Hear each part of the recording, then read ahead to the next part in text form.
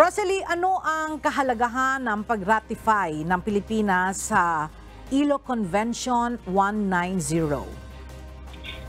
Ella, iginiit ni Philippine Department of Migrant Workers o DMW Officer in Charge Hans Leo Cactac na relevant o mahalaga sa Overseas Filipino Workers o OFWs ang Violence and Harassment Convention number 190 ng International Labour Organization o ILO.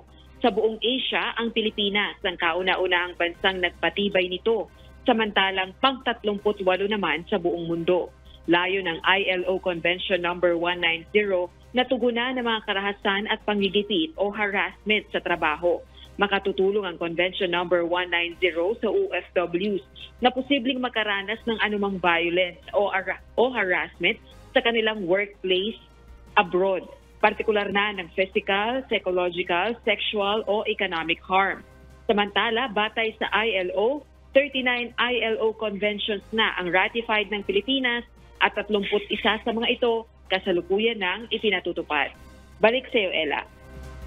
Maraming salamat, Rosalie Coz.